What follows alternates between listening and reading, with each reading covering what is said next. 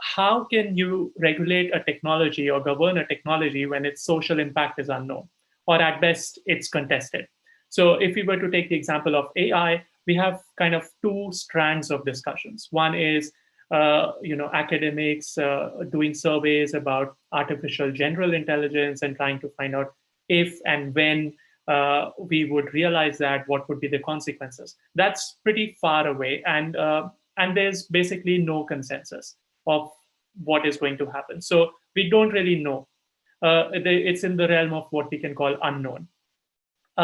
Then there's, of course, the second part where we are trying to understand the social implications of technologies like AI on jobs, on education, on cultural diversity. We see since we started using social media about 10, 12, 13 years ago, our understanding of it has evolved, whereas the regulation has not. Like if you see in 2008, the Obama campaign was using social media to micro-target voters, but it was a very kind of a positive messaging. And now we see social media rife with disinformation. And so it's sometimes really hard for policymakers to foresee as to what is going to happen at the intersection of technology and society. And this, I think, is one of the kind of intrinsic challenge of policy and technology governance. But this does not mean that we cannot do anything. That's not the point. We definitely can, but the process of policy making becomes complex. And herein lies the challenge when we talk about complicated policy making processes, and when Professor Calderro was talking about lack of capacities. I would even go further and say there is a lot of lack of awareness in a lot of developing countries as to the impact of these technologies. Sometimes you often see policy documents coming from a lot of countries which can be a direct copy-paste. So when we are talking about policy transfer and stuff like that, we need to think about capacity. Just to give you a small example, at UNESCO, we did a survey of basically countries in Africa on their needs with respect to artificial intelligence. And in the survey, we found 32 countries responded to that survey. That out of the 32, only 5 countries reported having initiatives to strengthen knowledge and capacities within the government. Only 1 country has done something for training its legislatures, and 2 have taken initiatives to strengthen capacities for judiciaries. So I think there is this long gap that we need to address. And as Professor Calderro said, it's also a time-consuming, long horizon process. It's about building capacities for multi-stakeholder policy making, and that takes a lot of time. Yeah, thank you. Great, thank you so much. That was a really, really informative findings there about capacity building for policymakers in particular, which I feel like often sometimes get left out of this discussion when we're thinking about infrastructure and we're thinking about technology in general. So very interesting. Verena Weber, would you like to respond to the question? Thank you.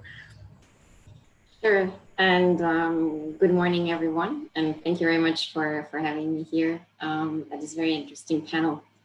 So maybe taking a step back, you asked basically what are the main government's challenges of converging technologies, and we heard that we need to have a holistic approach. So basically, if we think about converging technologies such as AI, the IoT, cloud, and data, basically there is one main foundation. That foundation is connectivity. So if we don't connect countries well, so not only we need to connect them and we need to connect them well, then all of those converging technologies and the digital transformation of countries won't happen. So my first point would be what we really need is a very robust legal and regulatory framework to extend connectivity. So that would be my first point.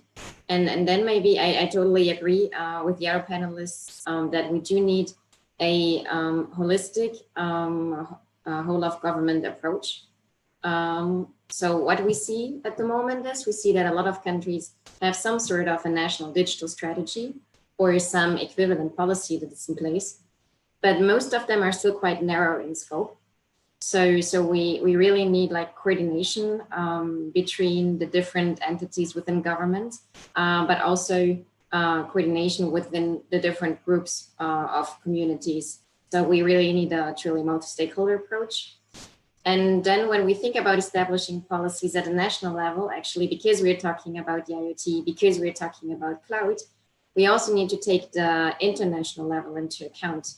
Because if you want to do some national policies, for instance, on the IoT, you need to be sure to have a legal framework that is allowing for things such as permanent roaming, because otherwise you won't make this IoT system happen. And I think I'll stop there for the moment. Thank you so much. I think that's actually something that I'd like to return to in the exercise. Actually, the sort of the role of international cooperation, even though often we do need to think about capacity building at the national level as well. Thank you so much. And Benga, would you like to also respond to the question of what are the main governance challenges of converging technologies that you see? Sure. Thanks, Rachel, and thanks everyone. The conversation around convergence is always, always a challenge for many reasons, and I would like to highlight, maybe three quick challenges that we've seen. And I speak not just at the national level in my own country, Nigeria alone, but also in a few of the other African countries where we work at Paradigm Initiative. So I think that the first will be prioritization. In terms of priorities, it's difficult for you to begin to talk about, convergence of AI, IoT, and other things when policymakers are still discussing basic issues. We talked about the need to train policymakers, but how on earth do you want policymakers to pay attention to AI when they're still talking about power supply, about stable electricity? So I think prioritization is a major challenge, and also because in a few of the countries that we work, so through our Digital Rights in Africa report, every year we monitor the progress, and what we've seen is there are people who will choose not to prioritize progress in tech because it could mean a threat to their political survival. They're still struggling to handle the kind of conversations happening on social media. And so the immediate response, their priority is not to discuss convergence, but thinking of how to clamp down. In terms of priority, that's one. The second is in terms of playing catch up. And it's not just playing catch up in terms of expertise alone, but also for political will. So there are people within, various elements of government who already have an idea of what's going on. Some who've even gone for training, some who even work with us in a civil society on these issues. But if there is no political will, unfortunately, policy will always play catch up to innovation. Not because policy doesn't have any idea what's going on, but at times because there's just no political will to make that happen. And the third, which may actually be the bigger problem, or the biggest of the three problems, is policy incoherence. So you have different elements of government focusing on different things. And I can give a few examples from various countries. So you have, a unit working on communications, you have a unit working on development, you have another unit working on IT. And so when you mention AI, everyone wants to own the turf. And when you talk about convergence, of course, it means that we're all submitting the different turfs that we own to this bigger pie. And what has happened many times is that when government eventually decides to, talk about convergence, there is a new entity that is in charge, and nobody wants to lose their turf. I've talked about prioritization, playing catch-up on policy, incoherence, but I think the good news is there's some progress, maybe forced progress in terms of economic interest. So there are countries that are facing the reality, maybe not just even, what they've been having conversations about, but now because we're forced to talk about post-COVID recovery. And if you're going to recover, you cannot but look at the opportunities that exist. And this is where we're beginning to see some progress, some countries deciding to have this conversation, even though it's not something they would normally prioritize. Thank you very much for your insight there. I think that actually, cues up perfectly this sort of next discussion that I want to have based on prioritization.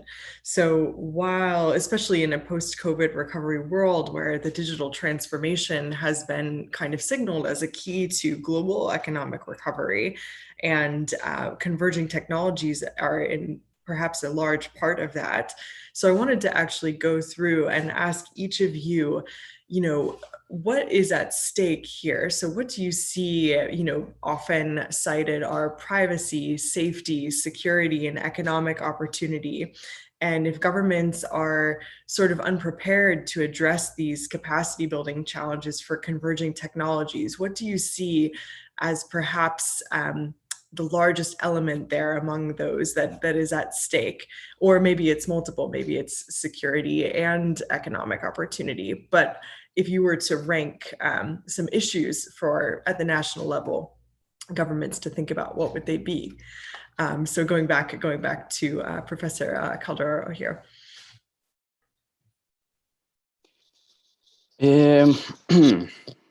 It's difficult to answer because this is really depends on the context, and that's why it's so important. I mean, we are talking about transnational challenges. Transnational challenges means that each country is involved in this. They experience a different typology of connectivity and different challenges, specifically in their political or societal economic context.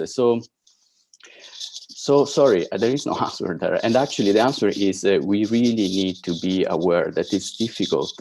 We cannot push a challenge that is valid for all contexts. And we need to establish a clear line on dialogues with the local context in order to be able, what are their own challenges. And this is why, again, it's so important for each country to develop their unique cyber governance capacities that enable them to connect with the local various actors in order to coordinate better what they really need. Sorry, I hope that's what I really think is the problem is not to pretend to get an answer for everything. No, absolutely. I think that's very interesting how the localized context needs to be taken into account, and how governments must prioritize at a level a cybersecurity strategy as well. So, Pratik, would you like to take a stab at that one?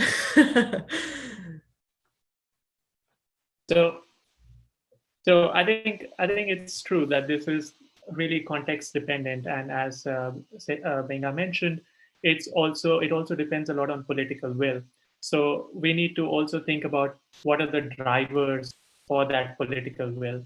And one of the things that is quite obvious, and we also saw in our survey, is that economic growth is one of the biggest drivers. Challenges of jobs, challenges of training the youth, these are one of the biggest drivers that push governments to move in the direction of governance.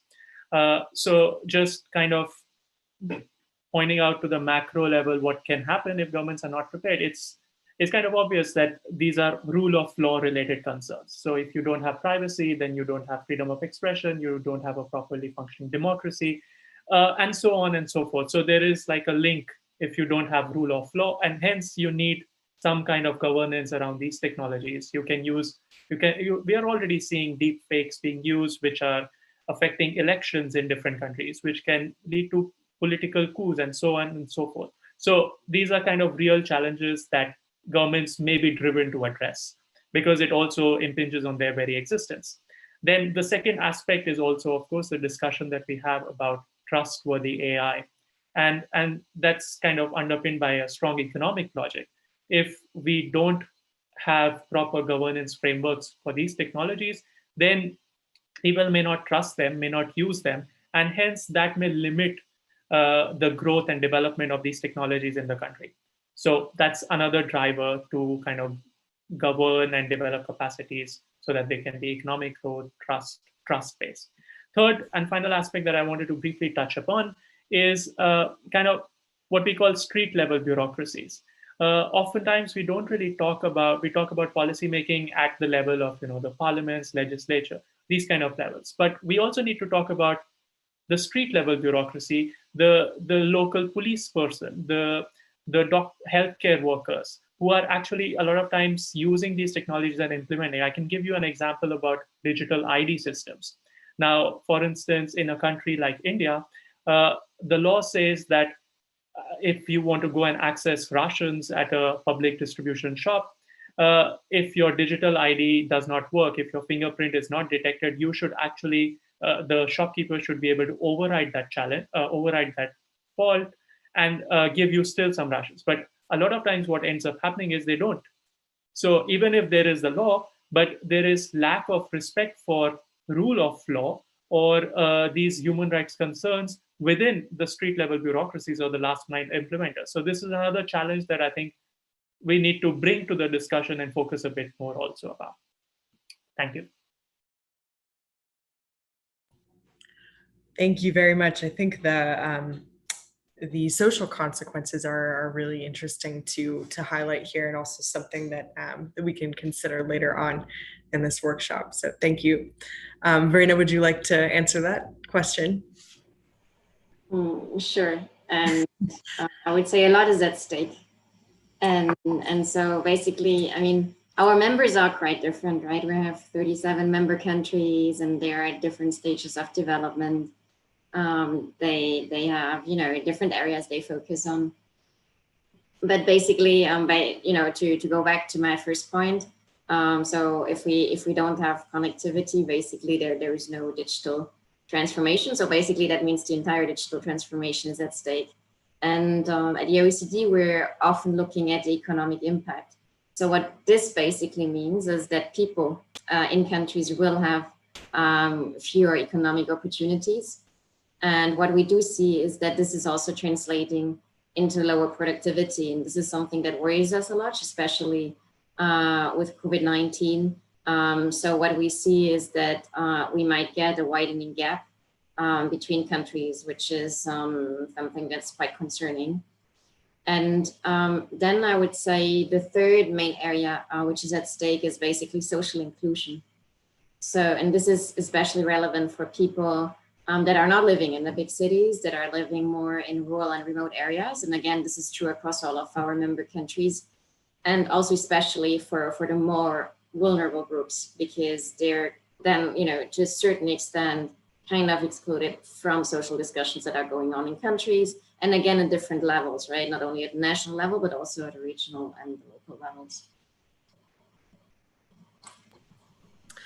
Thank you. I think it's very interesting to consider sort of macro and more societal level consequences and understanding how that might affect the digital transformation moving forward, and what it might look like in various scenarios, depending on how we address it, perhaps at the regional or international level.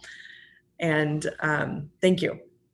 Finally, Benga, would you like to answer the question of what do you see at stake here if these governance challenges are not perhaps addressed in a comprehensive way? Yeah, thanks. So there's too much at stake, actually. And I say that because I'm thinking of two key things. One is trust, and the other is livelihoods.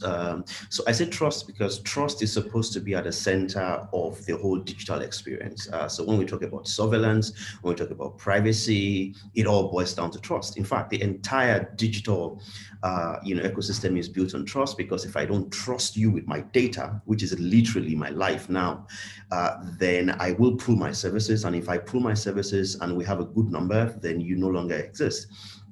And what I've seen in many of the policy approaches that we've seen, and this is not just speaking for Africa right now, this is speaking generally, is that we have so much top-down approach to policy making that the people we claim to build all these experiences for are not even involved in the process. So we're making decisions for people who are not in the room.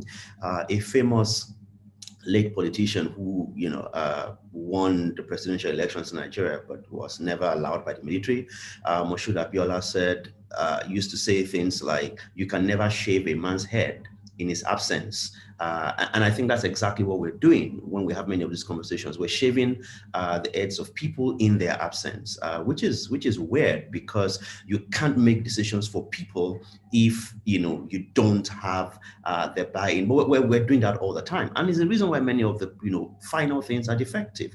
That's why we're designing digital ID, and the people say we don't want it, and we spend millions of dollars designing these old things, and people say they don't want it. I don't know if you remember the popular drawing of the consultant who was asked to make a swing, and they made different versions of it, and they were all rejected. And what the person really wanted was just put a rope on two branches of the trees and a tire and let the kids swing. But we've gone all the way in the other direction. The second is livelihoods, and I say this with all sense of the heaviness that I feel when I look at the additional gaps that we're creating with these new opportunities. We already have a digital divide. Global North, Global South, and things like that. But even within the Global South, and I always give the example of education. Education is the one thing that can give opportunities and that can literally take anyone away from the bottom of a pyramid. I mean, that's what happened to me.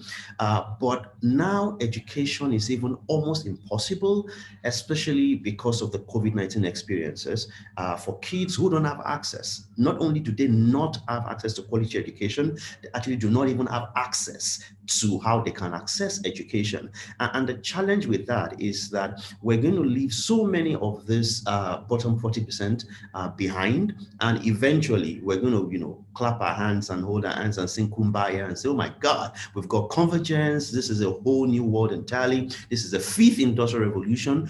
But we're going to be saying that at the detriment of 40% of people who have no idea what we're talking about and whose reactions we may not like.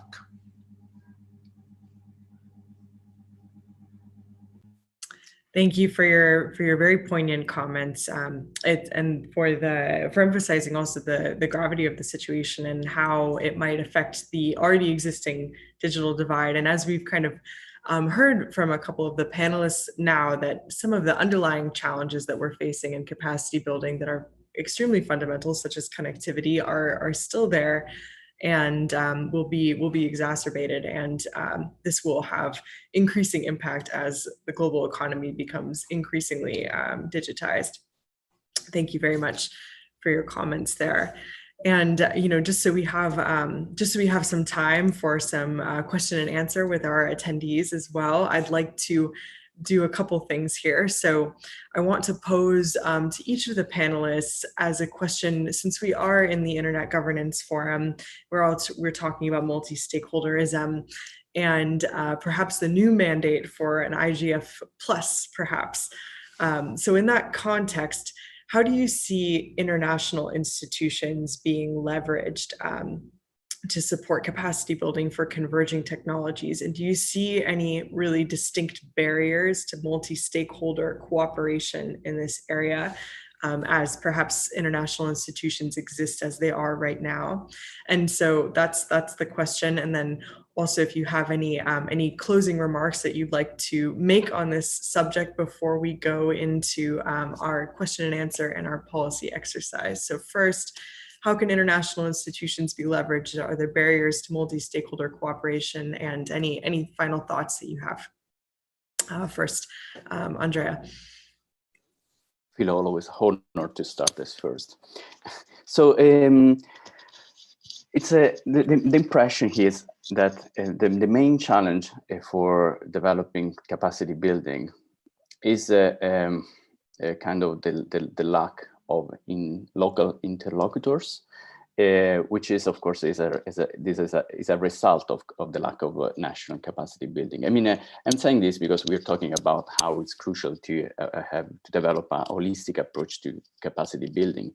The problem is that every time international organizations go on the ground and trying to develop national capacities, the only interlocutor able to react to this call are governments, which is not a bad thing. That's a good thing. But the problem is that the narrative and the need expressed by governments is different. I guess, necessarily different, especially when we talk about the variety of a political context in the global south, is different from the needs that the civil society might have. I mean, Benga made a fantastic point here that it's crucial to for civil society to develop a critical understanding of technologies, to develop the capacity to intervene in policy-making processes imposed, enforced by the governments, and tell the governments, no, we are not happy with this. I mean, thinking about the case of, and the same with the industry is the same story. Thinking about what happened in Myanmar, when we had to, Facebook went on the ground and offer the zero rating approach in order to offer services. The local private actors, I mean, Telenor and so on, I'm talking because I've been working on that for years.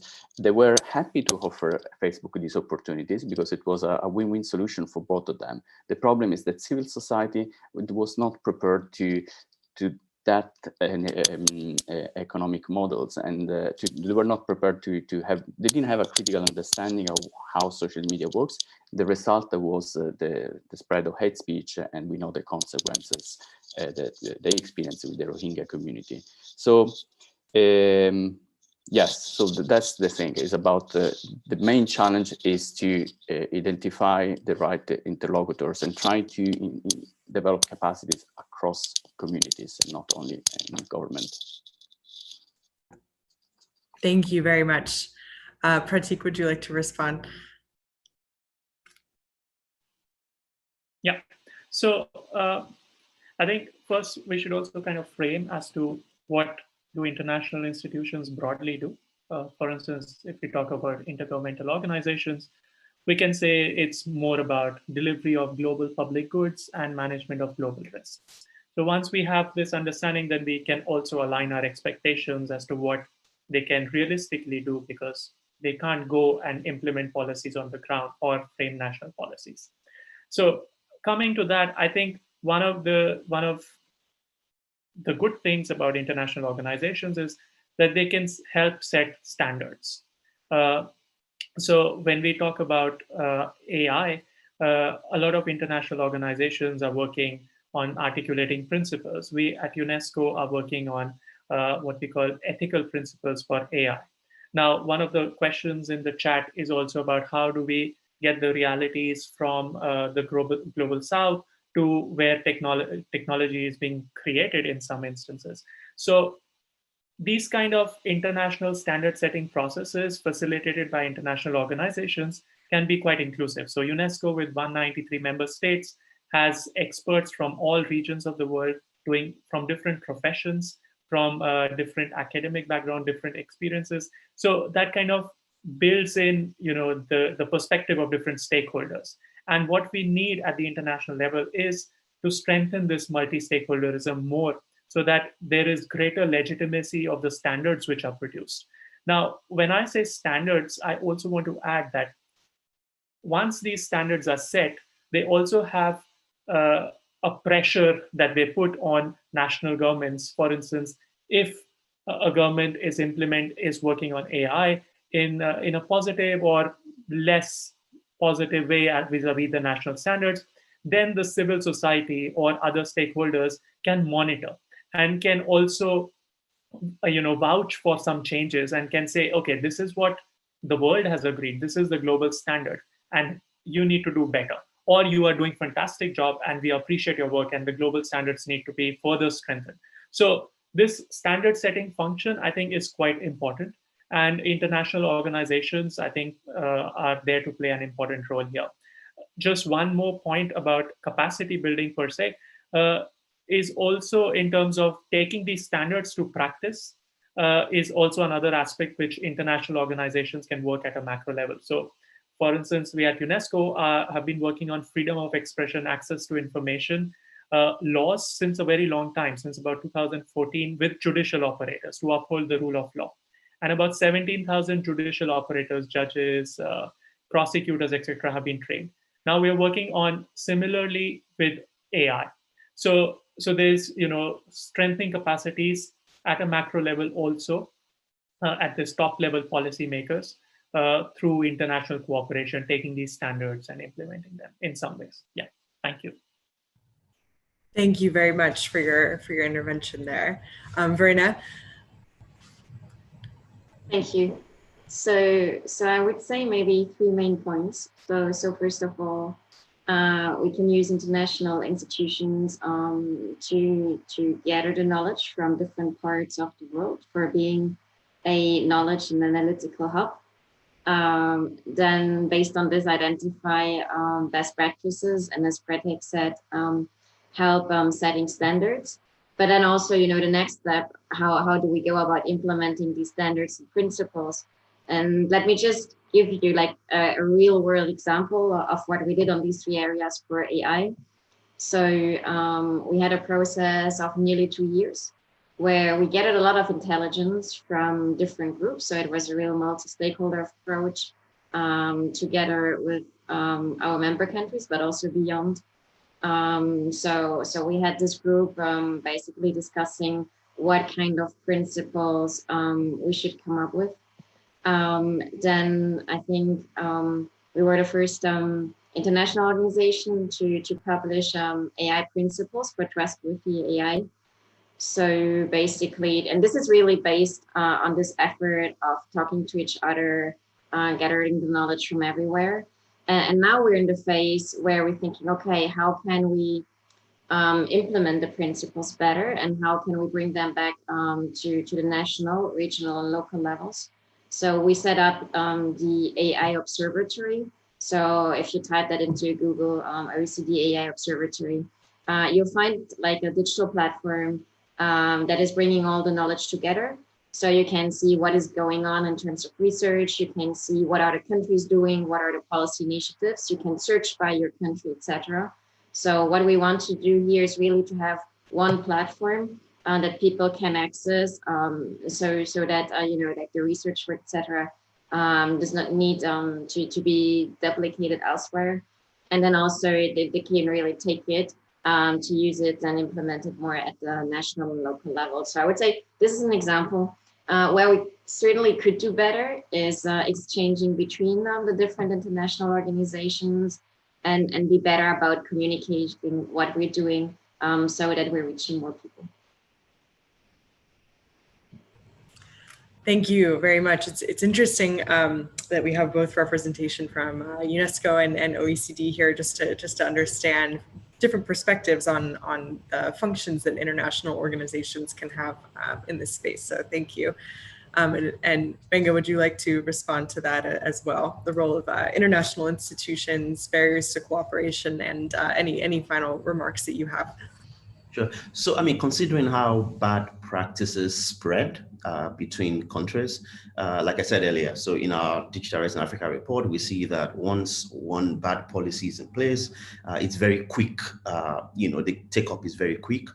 So I think that one advantage of international organizations have is they can showcase best practices. So in data privacy, for example, maybe only 27 countries in Africa have, the laws, only about 8 to 10 have data protection authorities. It would be good to highlight, one or two of those countries that they've had interactions with.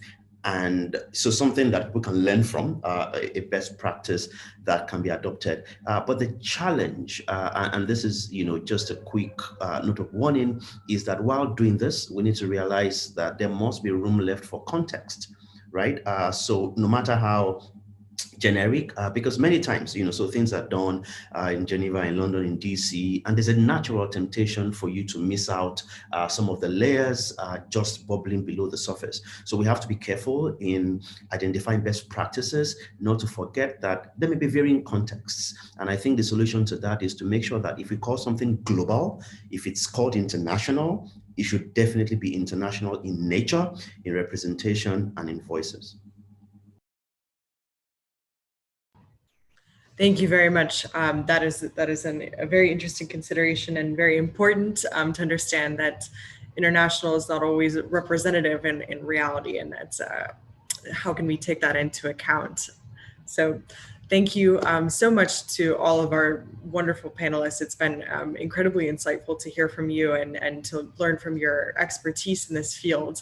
And I'd like to give the opportunity to our participants to ask you any further questions. I saw there was one question in the chat that Pratik had responded to about how, how insights into how we can better govern converging technologies can actually be fed back into technology providers like Microsoft. So that's one question I saw. If anyone else would like to respond, or if any of our attendees have any other questions that they'd like to pose to our panel before we get into the exercise. And you can type in the chat, or again, happy to unmute anyone that would like to speak.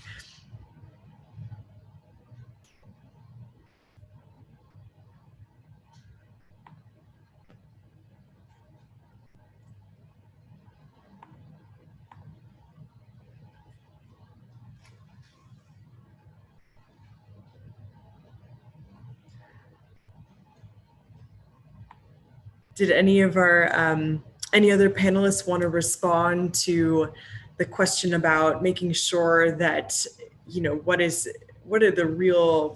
how the real challenges of governance, particularly as it is experienced by developing countries, how that information and feedback can actually be fed back to technology providers, and how technology providers like Microsoft can actually, think about developing their technologies to better facilitate perhaps capacity building or build in elements like privacy and security by design, and hear that feedback.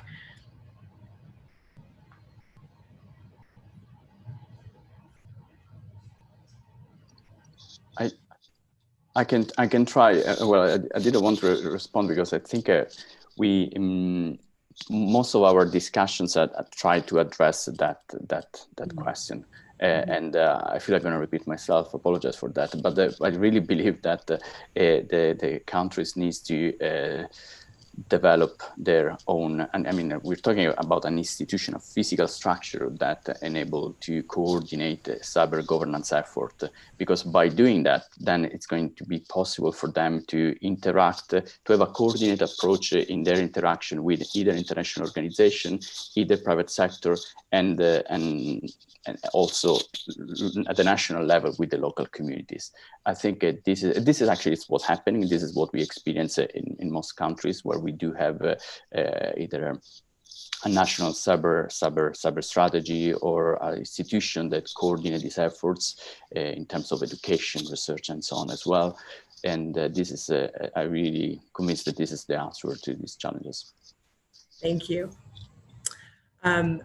Edgar, I see you have your hand raised. I just gave you permissions there, if you are able to unmute your mic.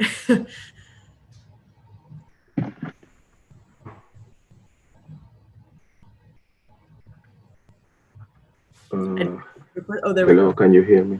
Yes. Sorry, yeah. I lost audio, so I don't hear you right now. We can hear you.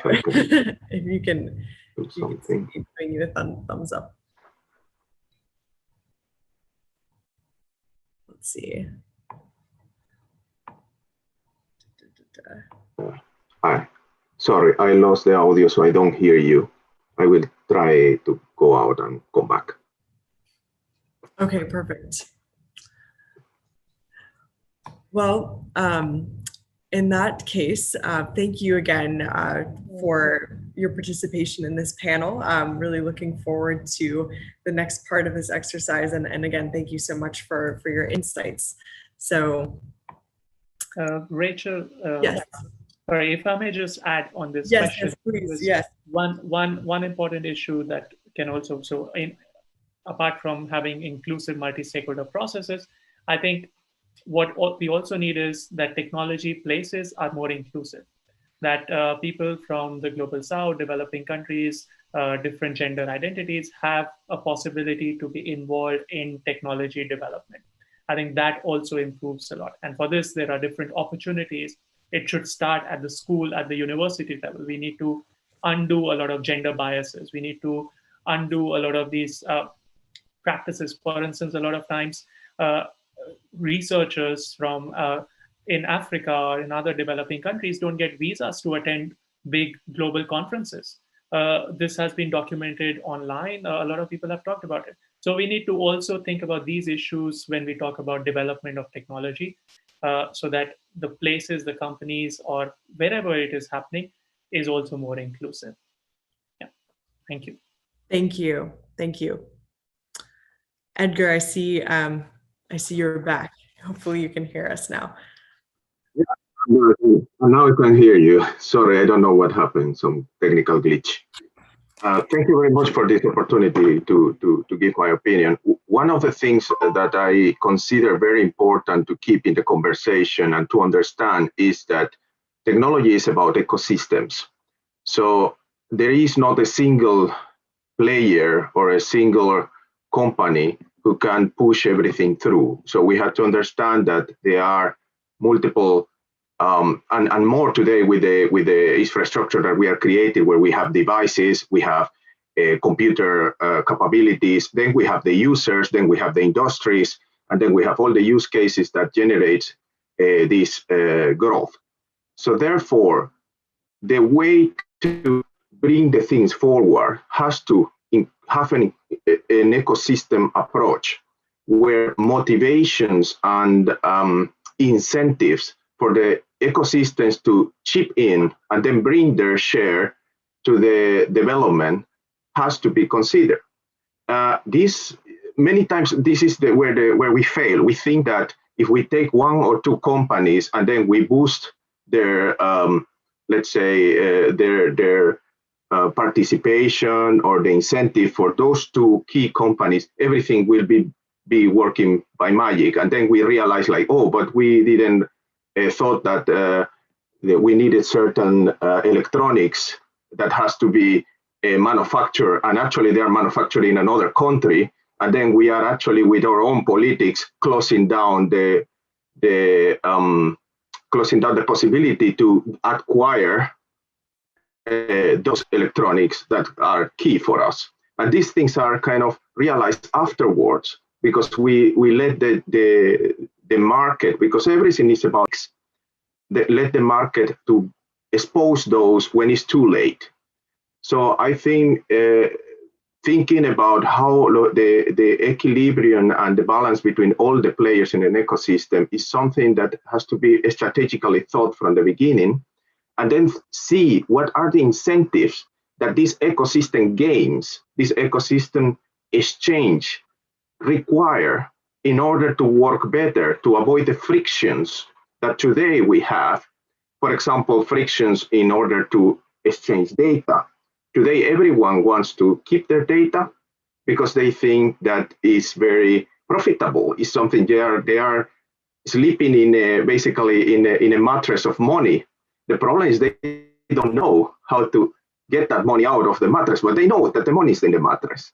So then, therefore, thinking in how these assets can be exposed and developed so that everyone has the gain a value out of the whole ecosystem game is very key thing to consider. And in the state level, so in the government level, and also in the companies themselves level. Thank you very much. Thank you very much for that intervention. I think that is actually a really fantastic transition to the beginning of our policy exercise, thinking about both policy and non-policy tools that can help facilitate this capacity building for converging technologies, and also emphasizing that, you know, while industry can play a greater role, it cannot just be left up to a few large players such as Microsoft, such as Google as well. So really appreciate your intervention there. And with that, in the interest of time, I'll go ahead and transition us to the next part of this workshop. And again, looking forward to anyone's participation, whether it is through verbal intervention or if you'd like to post something in the chat here. But I'd like to just begin with a very, very quick sort of mapping exercise. And I want to generate as many ideas as possible, whether it's from the audience, from panelists. I'll throw a couple thoughts out there. as well. But when we think about capacity building challenges for converging technologies, I want to really understand, are there any net new capacity building challenges? So we've mentioned a few. We've mentioned connectivity as an example of one that is sort of perhaps pre-existing for other technologies. But what do we see as some of the new problems or issues? And actually one that I think has been brought up several times throughout this discussion, for example, is interoperability. And I don't think that that's a entirely new challenge, but it is really characteristic of the high level of connectivity that we see in technologies such as cloud. So I would certainly name that one. And all of these are, we're going to be capturing all of these. So if anyone would like to throw out net new challenges that they see in capacity building, perhaps different from previous challenges that they've seen.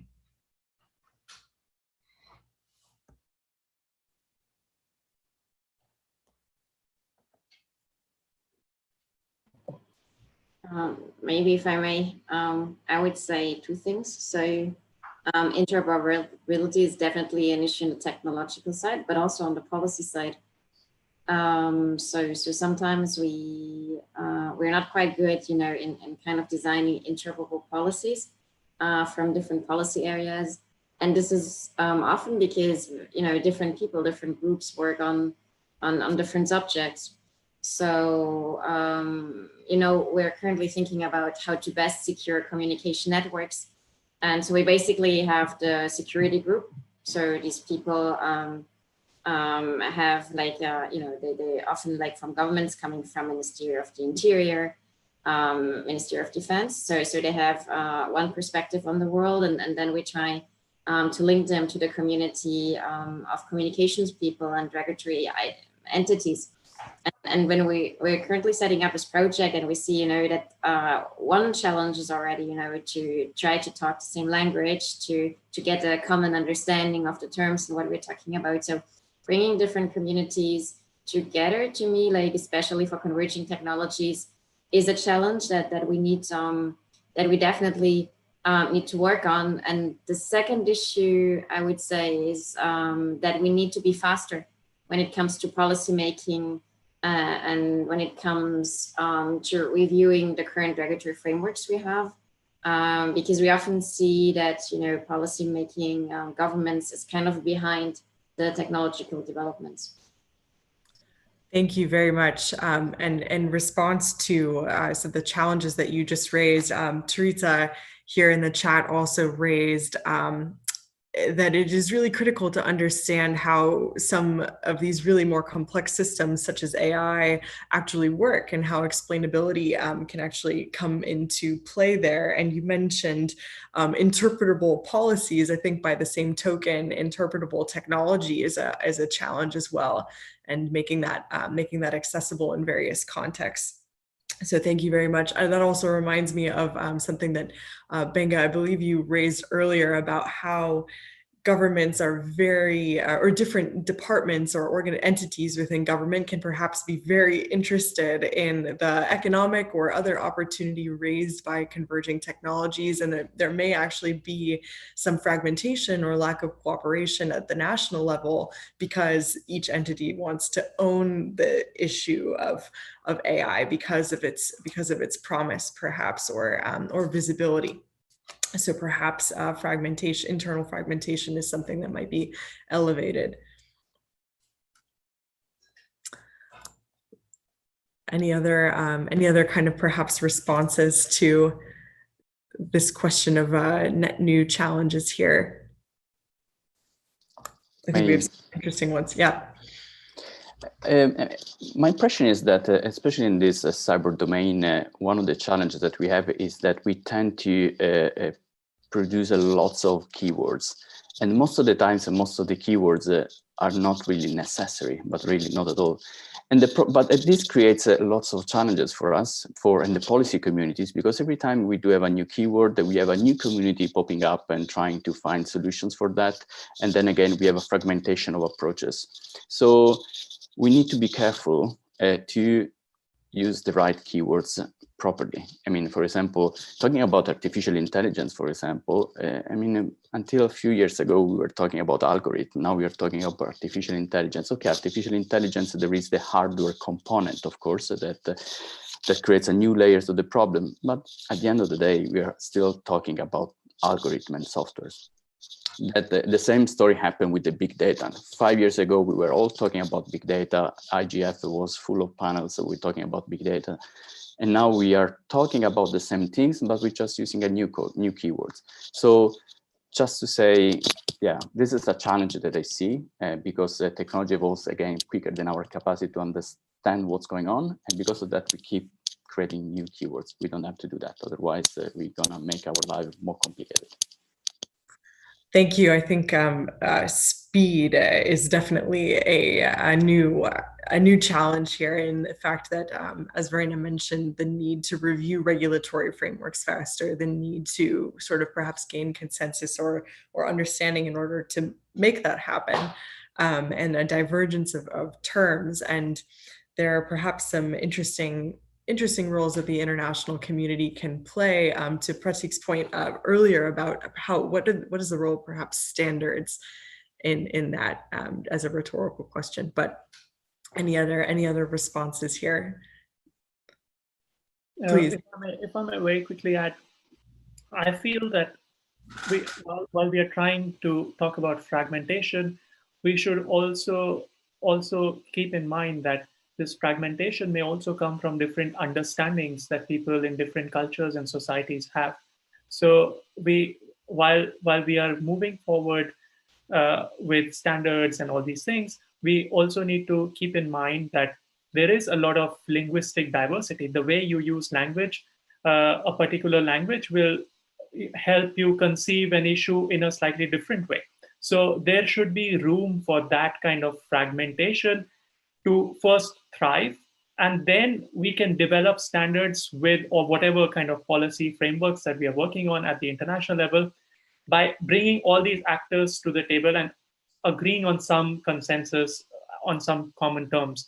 But it is having fragmented views or different ideas is per se not at all a bad thing. It should be even encouraged, and then we will have more legitimacy for what we are talking about. So yeah.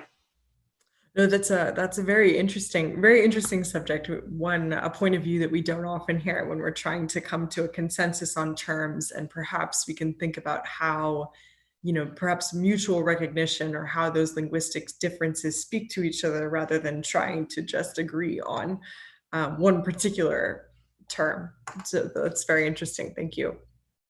So with some of these challenges in mind, we spoke about the speed. We spoke about agreement on terms between different communities, designing interpretable policies for very complex technologies. We spoke about complex policymaking processes. And with that, I want to turn to something that perhaps many of you are quite familiar with, which would be a sort of cybersecurity maturity model. And this model has been used to identify activities in different stakeholder communities that can actually develop capacity for cybersecurity. And what I'd like to do is, again, kind of a similar idea mapping exercise for thinking about perhaps new activities that governments, industry, and international organizations can undertake in some of these different categories. And I really wanted to, again, touch upon some of the issues that were raised earlier in the panel about social inclusion, perhaps, and what could be done in those areas. And I want to pose as well that these don't always have to be policy tools. They can be non-policy tools. And so I'd like to think about first with any participant who would like to intervene, and any panelist as well. If we think about governments and at the national level, so we already have cybersecurity policy and strategy. Is there some exercise or prioritization that should be made for converging technologies, or can these be expanded in any way? in the converging technologies context. And so, again, here specifically, we're talking about cybersecurity. Just to narrow the field a little bit, we could talk more about safety. We could talk about privacy, but again, kind of elevating security. Do we see any new activities or additional activities that governments can undertake in sort of a national strategic level to help facilitate capacity building?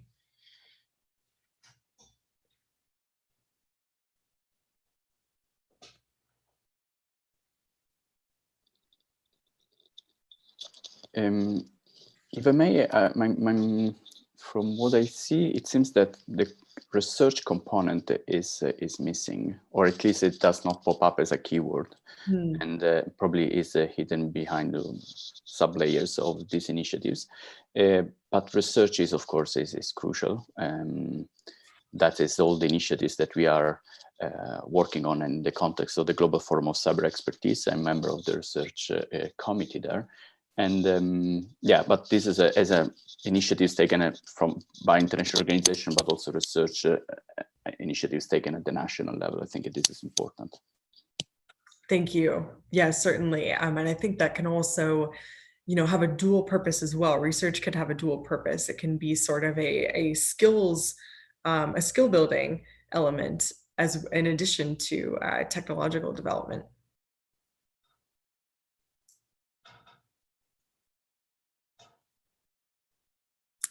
Any other thoughts on, I was curious about whether anyone had any thoughts on changes to education, training, and skills, or anything that governments should look at in particular with culture and society, and trying to understand, again, and perhaps in a context of post-COVID digital transformation, how at the perhaps organizational or individual level, governments can support capacity building.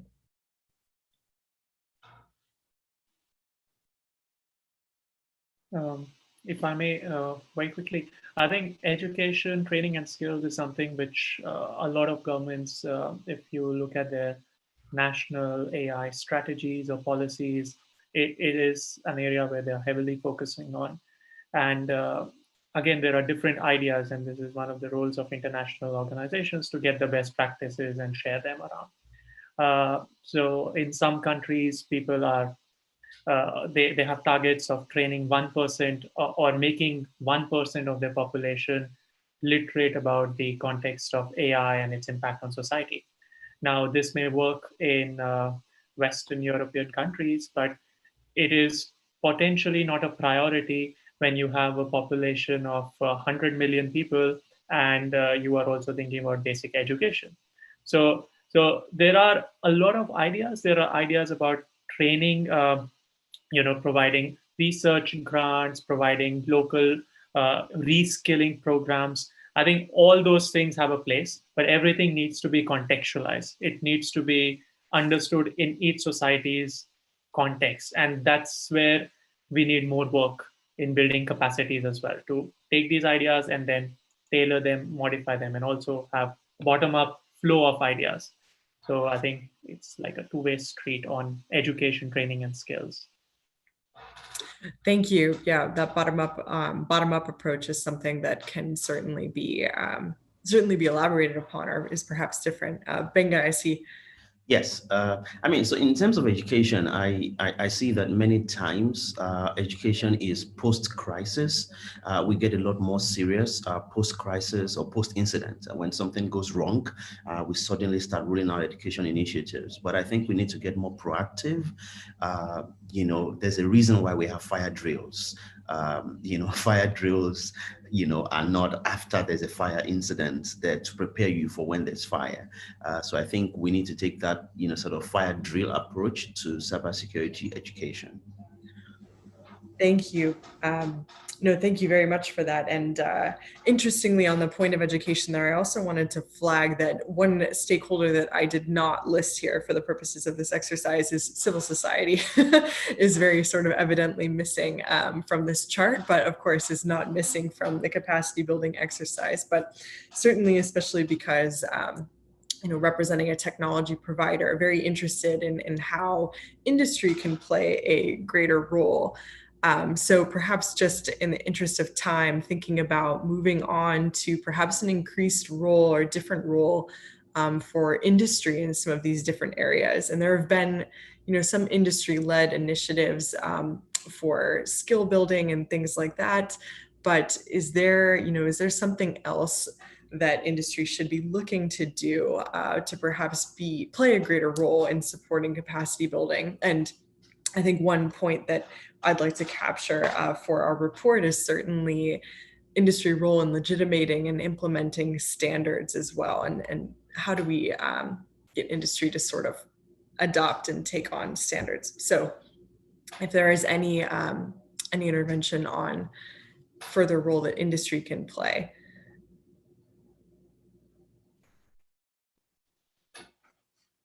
I think just one small point, industry is also at the international level involved through standard setting organizations like ISO, IEEE, and they develop a lot of standards. And these organizations also, industrial chambers of commerce, etc., they are also part of this discussion in standard setting and rulemaking.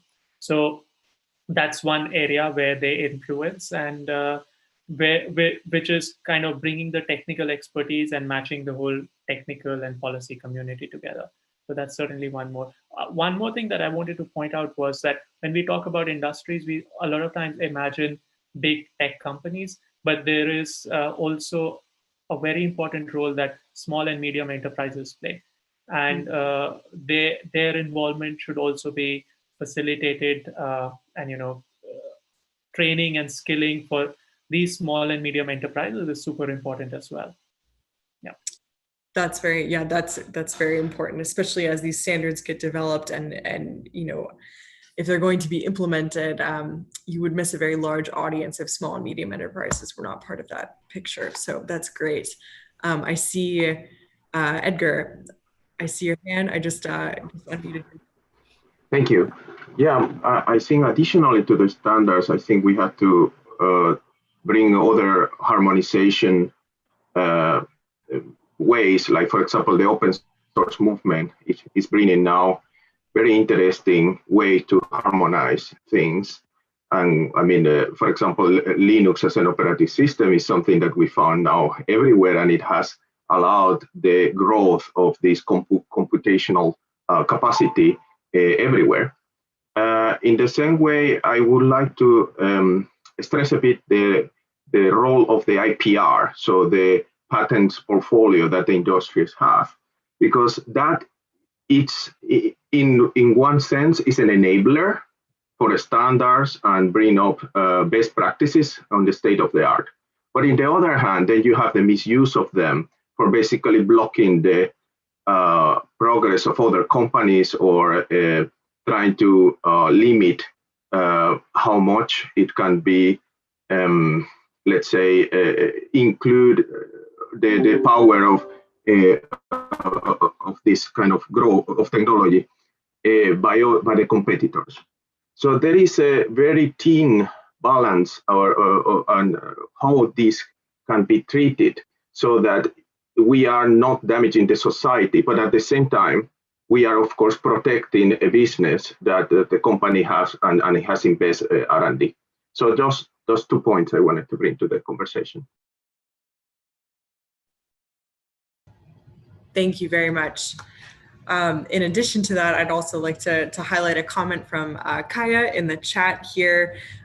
Very important issue, in particular, once we increase capacity at a technical level, how do we ensure that that capacity or that skill, that those human resources do not escape to industry? How do we keep them? How do we keep them in government? How do we keep them in civil society where their participation is very, very crucial? So thinking about efforts to ensure that not all skill goes directly to industry in this sense. So that's a very interesting point. Thank you for that. And 2 points on the, I mean, this is a comment that I wanted to make as well. I mean, because when we talk about developing a cyber capacity, especially we're talking about education, it's kind of a catch-all concept even there, no, developing education. And my experience is that we do have lots of trainings in for developing technical community, and I see also lots of initiatives supporting local startups to develop a new digital economy. This happens pretty much in most countries in the global south and so on. But I don't see equivalent effort. I mean, all these efforts are crucial. I'm not saying that they're not important, but I don't see equivalent effort to develop policy communities. And the point is, which somehow answers to the Kaya points, the points that Kaya made, is if we have a very limited policy capacity, national capacities, the few actors that do have that skills, it's going to be absorbed by the industry, because that happens pretty much everywhere. Industry has resources that the government cannot have. But if we do have a bigger policy community, so by developing again education in governance and policy challenges in the digital domain, then at that point we do have, of course, a few people will migrate into the industry, but some others might stay in government, and that is I see that is crucial. It's a crucial challenge here. Thank you very much for your response. And just for everyone's awareness, Kai also shared MasterCard's initiative, for example, as an entity that has tried to protect against sort of a talent drain to industry. So thank you very much. And finally here, simply in the interest of time, this has been a really interesting discussion. I'd like to, if anyone would like to make any final comment on perhaps the role of international organizations. I think, again, we've highlighted some interesting ones, such as standards, such as gathering and publication of principles and national strategies and making those available. Certainly trying, as we are increasing our understanding of converging technologies themselves, also sharing best practices for governing them in that way. So that's one role that I see. And again, if anyone else would like to highlight any final points there. I mean, if I could just quickly jump in 30 seconds, it's important for us to make learning a two-way street, because I see in our bid to develop conversations around convergence, many times we have a top-down approach. We define what we want, and then we teach other people who don't know about it just yet. And I think it's important for it to be two-way, because we can never understand the context and nuances of groups and unusual suspects. I mean, we have usual suspects always part of the conversation, but unusual suspects play a major role in shaping the desired future we want in terms of convergence of all the conversations we have. Thank you. Thank you very much.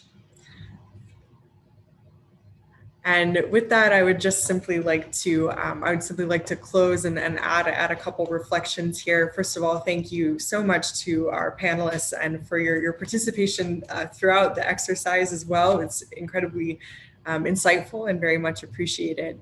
And looking forward to capturing the insights that you shared in a report that will be published and made available to everyone, part of the webinar or not. And again, thank you to all of our participants. I think some of the key points that I learned is that, or captured here, are that there are some net new challenges of capacity building for converging technologies that mean that we need to perhaps think of how we structure capacity building efforts to accommodate perhaps the speed and lack of understanding of the technology itself. And that will be a major challenge that can be overcome by perhaps greater liaising in multi-stakeholder forums. There was a role brought up for interlocuting between governments and industry, or governments and multi-stakeholder forums, and expertise to help facilitate this. And perhaps while governments might not be able to overhaul technical infrastructure at this point in time, they can perhaps start by creating those sort of liaising roles that will help create and facilitate better collaboration across government and also with industry as well. Another point that I heard come up again was the importance of contextualization and localization. So while we talk about global economic recovery and we talk about a digital transformation for a post-COVID world, these solutions really need to be based at a local level. And often we think about perhaps a top-down approach to cybersecurity and capacity building organized from governments or at the regional level, but how can we actually flip that model on its head, and why might that be important to trying to mitigate the digital divide that's created in particular by these rapidly transformative technologies? So those were a few of the points that I picked up, and as well, I would also just like to highlight that there are still existing very, very base challenges that need to be addressed concurrently. So, for example, connectivity was one that was brought up. So again, thank you very much for your participation. Quickly, I'd also just like to highlight that. Thank you, Teresa. The Geneva Dialogue and the Geneva Internet Platform is covering all sessions at the IGF. You can rewatch this session if you like. And thank you so much for your participation, and look forward to sharing the report with you all. But again, thank you, and have a great rest of your day. Thank you all. Thank you, Rachel. Bye. And I'll hang around if if any participants or any panelists have any further questions. Right. Bye-bye. Thank you so much. Bye.